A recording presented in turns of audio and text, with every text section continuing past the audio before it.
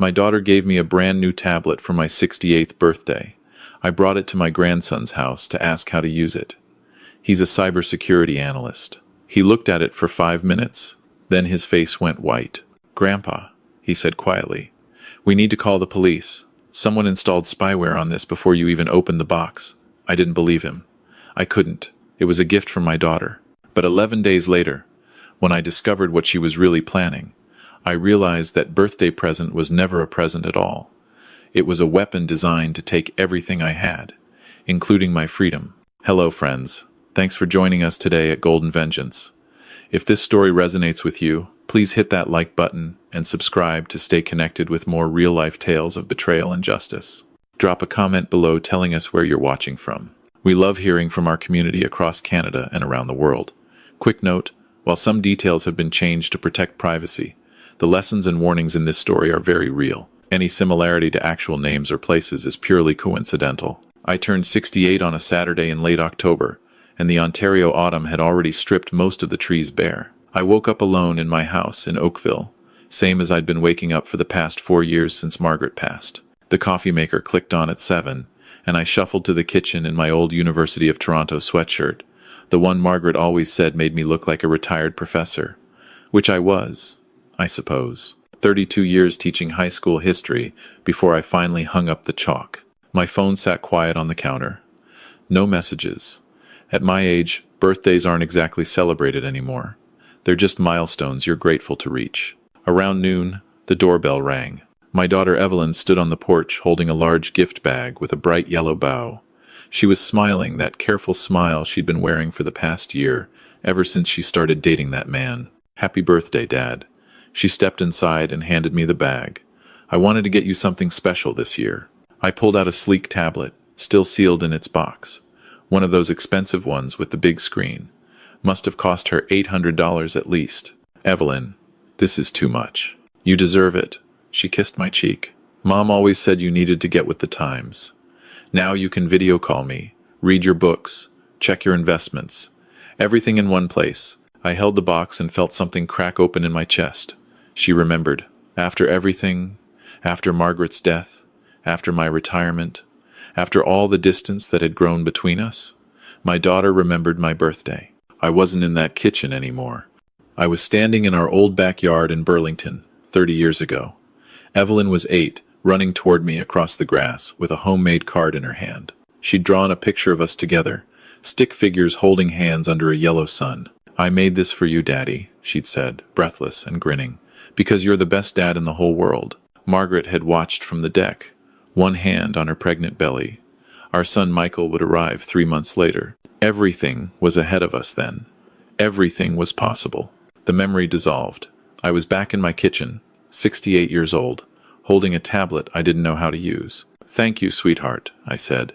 "This means more than you know." Evelyn stayed for lunch. We ate sandwiches at the kitchen table, and she asked about my health, my sleep, whether I'd been keeping up with my doctor's appointments. Normal questions, caring questions, but something in her tone felt rehearsed, like she was checking items off a list. After she left, I spent the afternoon trying to figure out the tablet. Managed to turn it on, at least. Set up an account. The screen was big enough for my aging eyes, which I appreciated. That night, I plugged it in to charge and felt a warmth I hadn't felt in months. My daughter was thinking about me. Maybe we could rebuild what we'd lost. I had no idea I'd just placed a surveillance device in my home. The following Thursday, I drove to my grandson's apartment in downtown Toronto. Daniel was my son, Michael's boy, 27 years old, sharp as a tack. He worked in cybersecurity for one of the big banks. I wanted him to help me set up my email and maybe show me how to use the video calling feature. Daniel made coffee while I explained my confusion with the device. He was patient, the way young people sometimes are with the elderly, that careful kindness that makes you feel both grateful and diminished. "Let me take a look, Grandpa." He took the tablet, started tapping and swiping. "I'll get everything configured for you." I watched him work, sipping my coffee. The apartment was small but tidy. Daniel had done well for himself.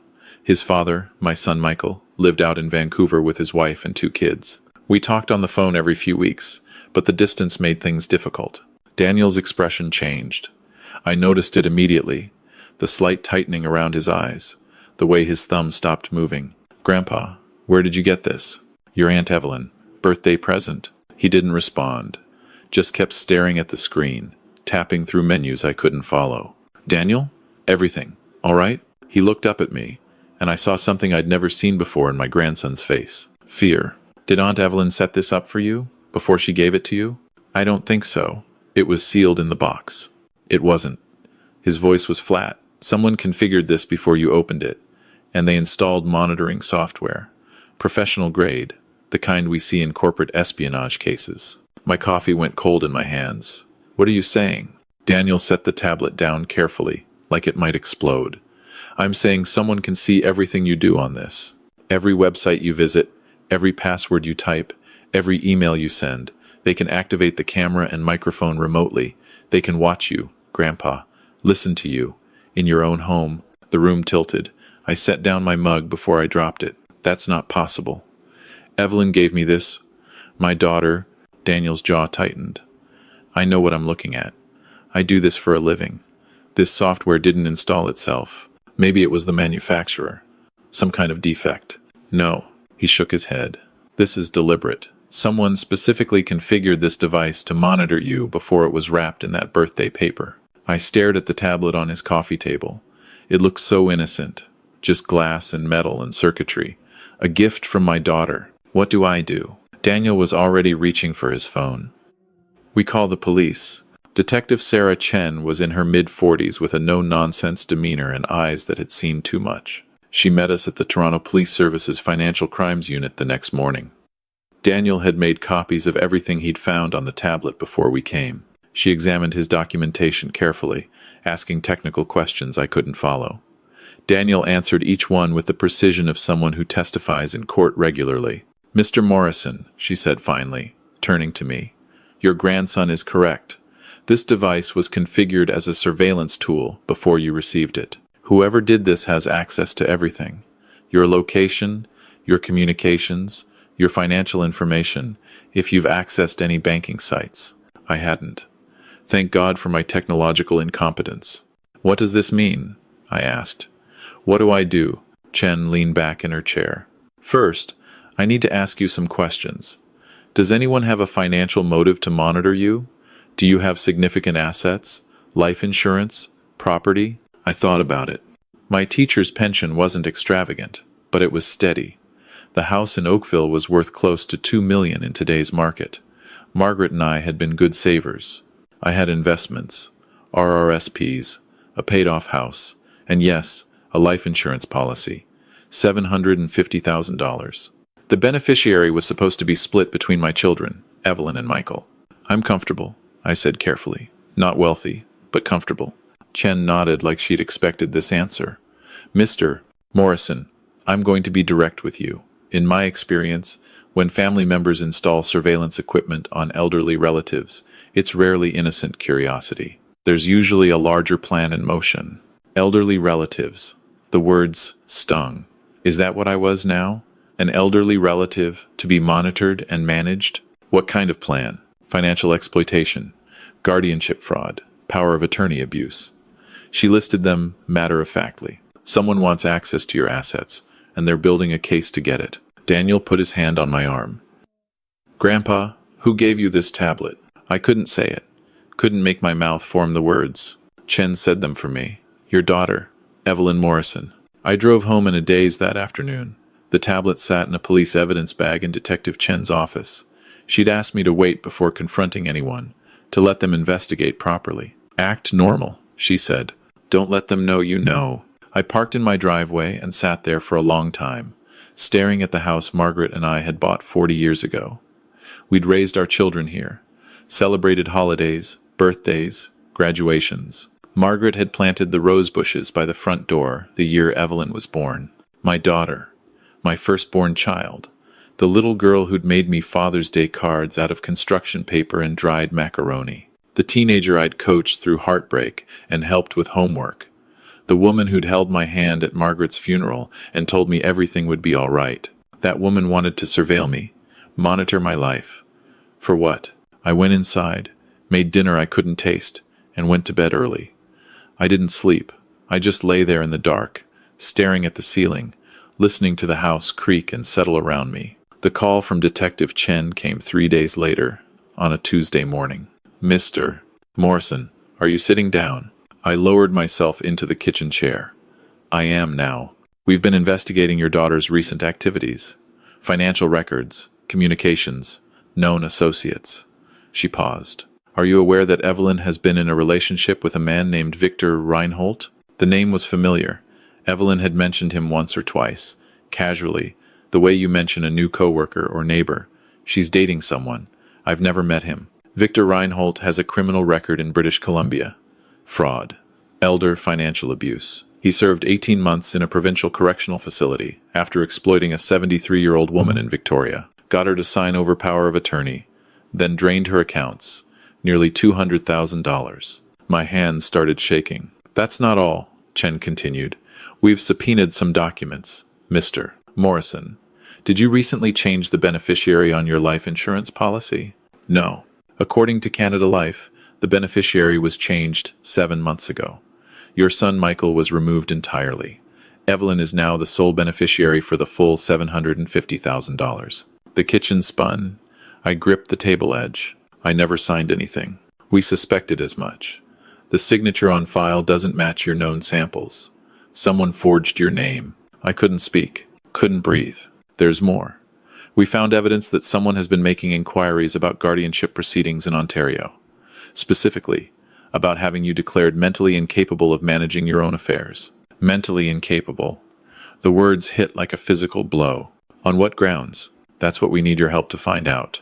Mr. Morrison, I know this is difficult, but if we're going to build a case, we need evidence of intent. We need to know what they're planning and why." She explained what she wanted me to do. Continue using the tablet normally. Let them think their surveillance was working. Feed them information, carefully controlled, and see how they responded. "You want me to spy on my own daughter?" I said. "I want you to protect yourself," Chen replied, "before she takes everything you have." That night, I sat alone in my living room with the tablet in my lap. Detective Chen had returned it to me, modified now so her team could monitor who was monitoring me. A trap within a trap. I opened the device and started talking. Not to anyone in the room, to whoever was listening on the other end. "Been thinking about the house lately," I said to myself, loud enough for the microphone to catch. "Too big for one person. Maybe I should think about selling. Downsize to a condo. Get my affairs in order." The words tasted like ash. But I kept going. "Doctor says I've been forgetting things. Maybe I should look into getting some help. Can't manage everything on my own anymore." Lies. All lies. My memory was sharp as ever, my health decent for a man my age. But I was building a character now, the confused old man who needed managing, the vulnerable senior who couldn't handle his own affairs. I was giving them exactly what they wanted to hear. The response came faster than I expected. Evelyn called the next morning, bright and cheerful. "Dad, I was just thinking about you. How are you feeling?" "Oh, you know, getting old." I let my voice waver slightly. "Some days are better than others. I worry about you alone in that big house. Have you thought about what we discussed? Maybe looking at some options?" We hadn't discussed anything, but I played along. "I've been thinking about it. You might be right. Maybe it is time to make some changes." "That's so good to hear, Dad." Relief in her voice, excitement poorly concealed. "I could come by this weekend, help you look at some things. Financial planning, maybe. Get everything organized." "That would be nice, sweetheart." After she hung up, I sat very still for a long time. Then I called Detective Chen and told her everything. Evelyn arrived on Saturday with a folder full of documents and that same careful smile.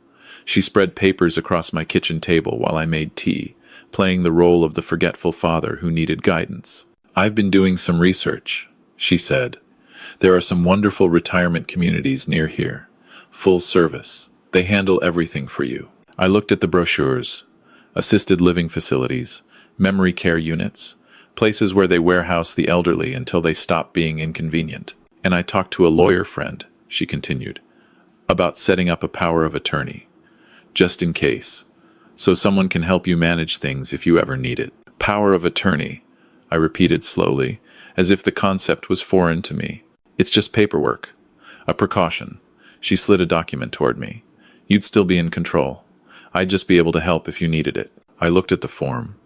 Looked at my daughter's expectant face. This was a woman I'd held as a baby. A woman I'd walked down the aisle. A woman who'd cried in my arms when her mother died. This woman wanted to take my life away, one signature at a time. I don't know, Evelyn. This is a lot to think about. Of course. She patted my hand. No pressure. Just think about it.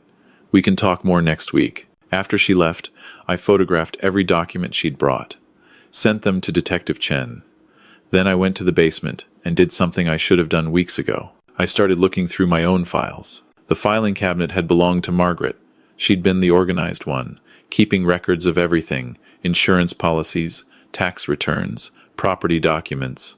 After she passed, I couldn't bring myself to sort through it all.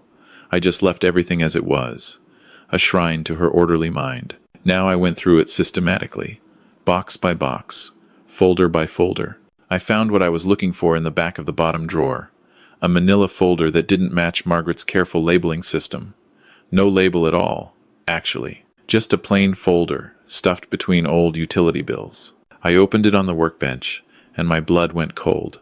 Medical assessment forms, pre-filled with my information, but with symptoms I'd never had. Memory loss, confusion, difficulty managing daily tasks. The checkboxes were marked in pencil, as if someone was preparing for a doctor's visit that hadn't happened yet. Guardianship petition templates, Ontario government forms for declaring someone incapable of managing their own affairs. My name was already typed into the spaces. Financial documents, printouts of my bank accounts, my investment portfolios, the deed to my house. Someone had been thorough. They knew exactly what I was worth. And at the bottom of the stack, a handwritten note. I recognized the handwriting immediately. I'd been reading it on birthday cards and Christmas letters for 43 years. Timeline, the note read. Stage 1, establish pattern of confusion. October-December. Stage 2, get POA signed. January. Stage 3, move to file guardianship. February. Stage 4, access accounts. Sell house. Spring. V says we need to move faster. Dad's health is good. Window closing. V. Victor. The man she was dating. The convicted fraudster. My daughter had written a step-by-step plan to erase me. I wasn't in the basement anymore. I was in our backyard, 25 years ago. Evelyn was standing beside me at the barbecue, maybe 18 years old, home from her first year at university. Dad, she'd said, watching the burgers sizzle, I don't know if I can do this. University is hard. Everyone seems smarter than me. I'd put my arm around her shoulders. Evelyn, you are exactly where you're supposed to be. You worked hard to get there. Don't let anyone make you feel less than you are. She'd leaned into me. Thanks, Dad.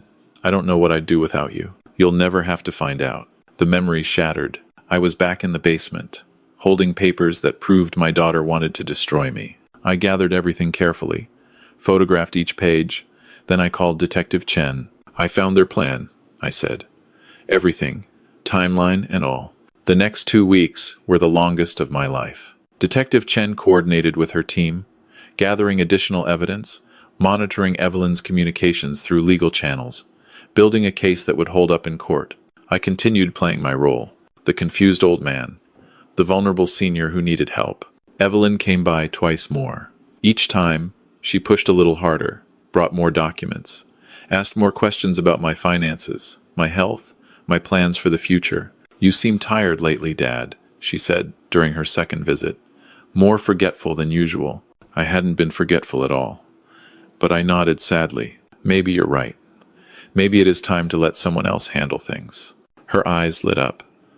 I've been talking to a lawyer. We could set something up. Take the burden off your shoulders. When? I was thinking next week. We could go together, get everything signed and official. All right, I said.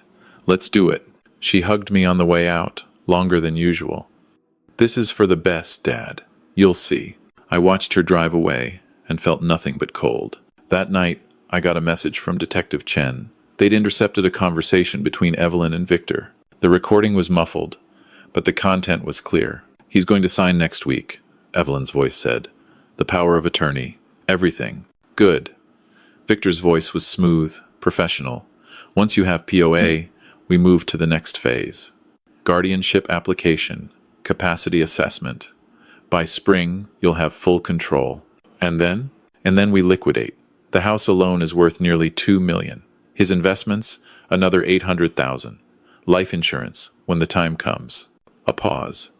Then Evelyn's voice, smaller now. He's my father, Victor. He's an old man sitting on a fortune he'll never use. Think about it, Evelyn. Your debt's cleared, your business saved, a fresh start. All you have to do is sign some papers. What if he finds out? Victor laughed. He won't. He's old. He barely knows how to use that tablet. By the time he figures anything out, it'll be too late. The recording ended. I sat in my dark living room, listening to my daughter conspire to steal my life. My debt's cleared. A fresh start. I hadn't known Evelyn was in financial trouble. Hadn't known her business was struggling. She'd never told me. Would I have helped if she'd asked? Of course.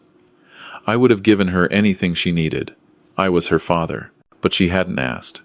She'd decided it was easier to take. Detective Chen called me the following Monday. We're ready, she said.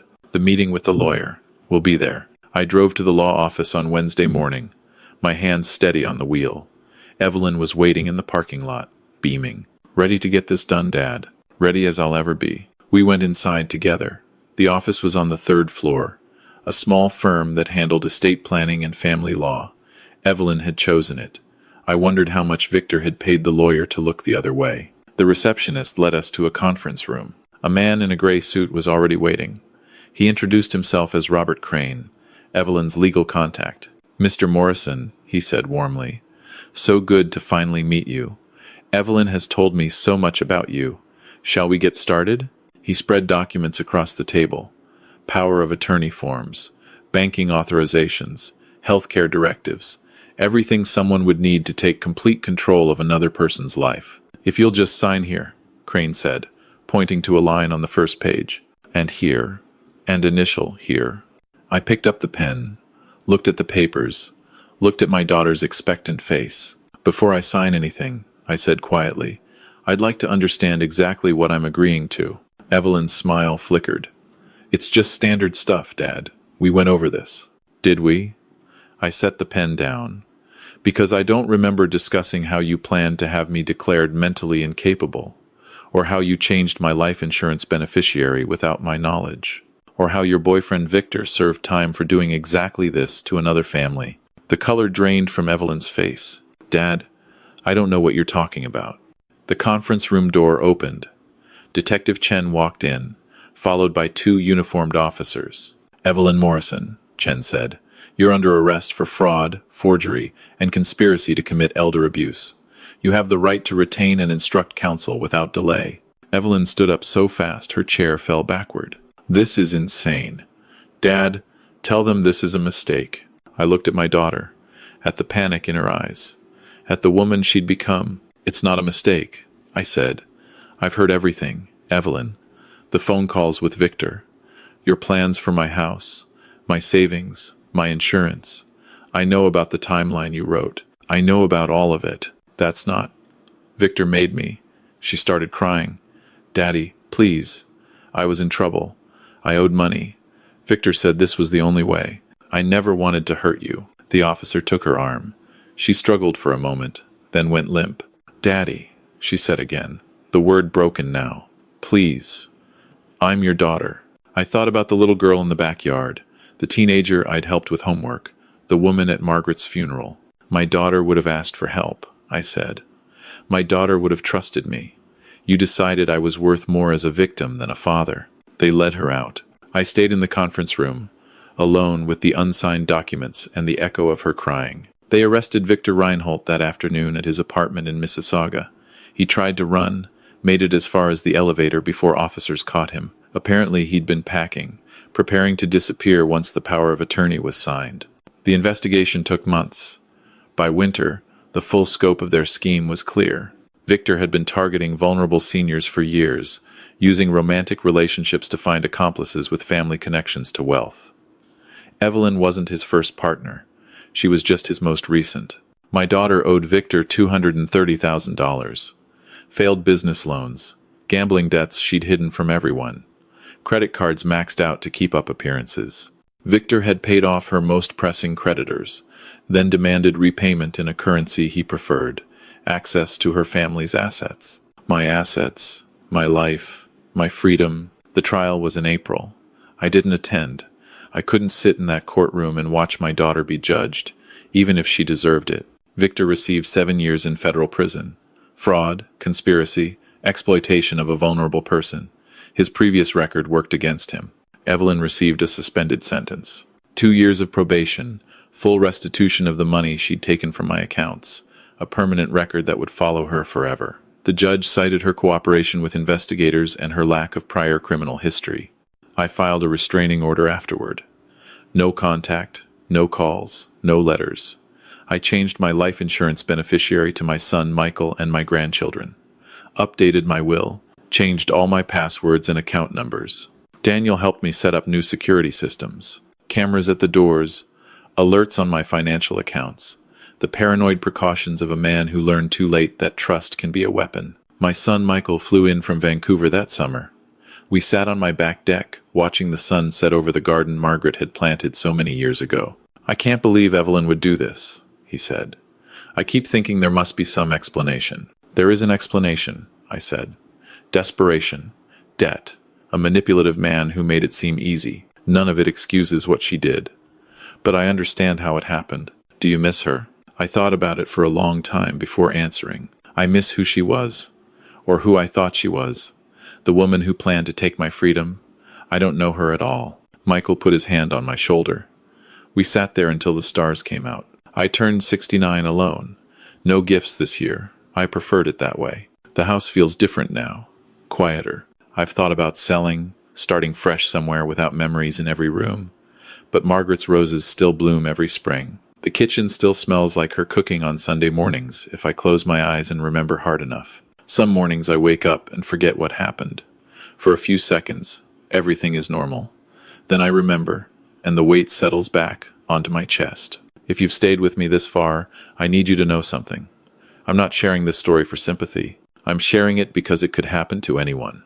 Elder financial abuse is one of the fastest growing crimes in Canada. According to the Canadian Anti-Fraud Centre, seniors lose hundreds of millions of dollars every year to fraud, much of it committed by family members. The people we trust most are often the ones who hurt us worst. Here are the warning signs I wish I'd recognized earlier. Pay attention. They might save you. First, watch for unexpected gifts that seem too generous. If someone gives you an expensive electronic device, ask yourself why. Ask yourself who benefits from you being connected, monitored, accessible. Second, be wary of family members who suddenly show increased interest in your finances. Questions about your accounts, your investments, your insurance, these might come from genuine concern, or they might be reconnaissance. Third, notice if someone starts questioning your memory or capabilities. If a relative repeatedly suggests you're confused, forgetful, or incapable, ask yourself whether that's true or whether they're building a narrative. Fourth, never sign documents you don't understand. Power of attorney is a powerful tool. In the right hands, it protects you. In the wrong hands, it destroys you. Fifth, trust your instincts. If something feels wrong, it probably is. The discomfort you feel might be your mind, recognizing a threat before your heart is willing to admit it. Finally, know that it's never too late to ask for help. Talk to someone you trust. A doctor, a lawyer, a police officer, a friend. Isolation is the predator's greatest weapon. Connection is your greatest defense. My daughter made her choices. I've made mine. We don't speak anymore.